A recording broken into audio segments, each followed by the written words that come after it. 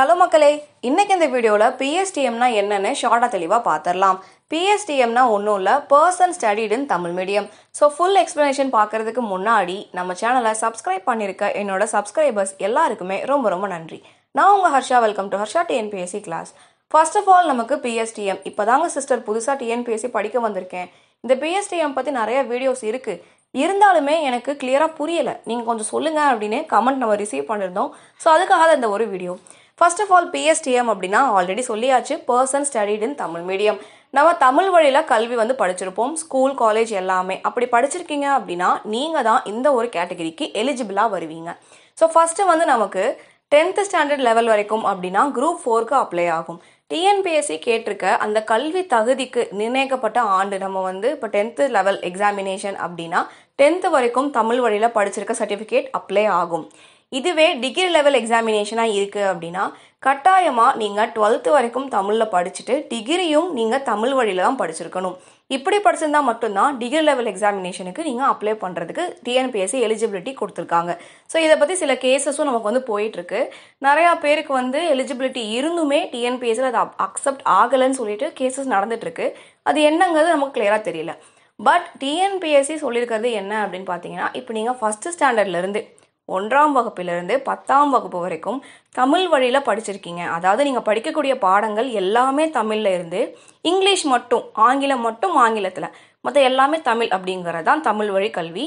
10வது வரைக்கும் படிச்சிருக்கீங்க அப்படின்னா இது உங்களுக்கு குரூப் 4க்கு எலிஜிபிலிட்டி ஆகும். 12ஆம் வகுப்பு வரைக்குமே நீங்கள் தமிழ் மீடியம் படித்து அதுக்கடுத்து காலேஜும் நீங்கள் தமிழ் வழியில் தான் படிச்சிருக்கீங்க அப்படின்னா குரூப் 2 குரூப் 1க்கு எலிஜிபிள் ஆகும். சிம்பிளாக இவ்வளோதான்.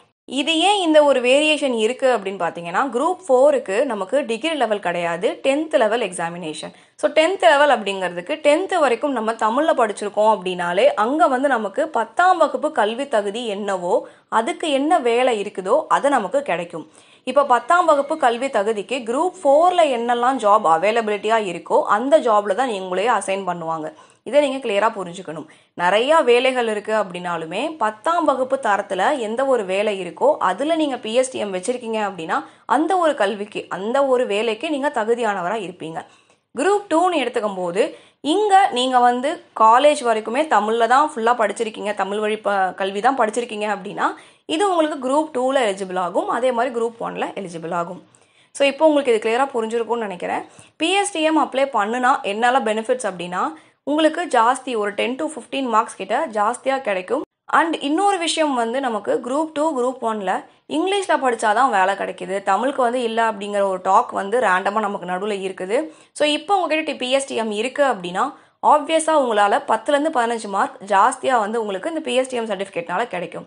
சரி, ஓகே, இந்த சர்டிஃபிகேட்டை எப்படி நான் வாங்குறது அப்படின்னு கேட்டிங்கன்னா, நம்ம அஃபீஷியல் டிஎன்பிஎஸ்சி வெப்சைட்டில் அப்ளிகேஷன் அப்ளை பண்ணுறதுக்கு தனியாக ஒரு காலமில் கீழே பிஎஸ்டிஎம் சர்டிஃபிகேட் அப்படின்னு கொடுத்துருப்பாங்க. இதுக்குள்ளே போனீங்கன்னா சர்டிஃபிகேட்டோட ஃபார்மேட் இருக்கும். இதை நீங்கள் டவுன்லோட் பண்ணி உங்கள் ஸ்கூலில் 10th வரைக்கும் நீங்கள் எங்கே படிச்சிங்களோ அங்கே 12th வரைக்கும் நீங்கள் படித்த ஸ்கூலில் போயிட்டு இந்த சர்டிஃபிகேட் ஃபார்மேட்டை காமிச்சு நான் தமிழ் வழியெல்லாம் படித்தேன்னு சொல்லிட்டு அஃபீஷியலாக நீங்கள் ஒரு சர்டிஃபிகேட் வாங்கிக்கணும். அதே மாதிரி காலேஜும் நீங்கள் தமிழ் வழியில் படிச்சிருக்கீங்க அப்படின்னா அங்கே போய்ட்டு நீங்கள் சர்டிஃபிகேட்டை காமிச்சு அங்கேயும் நீங்கள் அஃபீஷியலாக ஒரு சர்டிஃபிகேட் வாங்கிக்கணும். டிஎன்பிஎஸ்சி எக்ஸாமுக்கு அப்ளை பண்ணும்போது ஸ்டடிட் இன் பிஎஸ்டிஎம்னு ஒரு காலமில் கேட்பாங்க. அங்கே ஆமான்னு டிக் கொடுத்துட்டு இந்த சர்டிஃபிகேட் நீங்கள் அப்லோட் பண்ணுற மாதிரி இருக்கும்.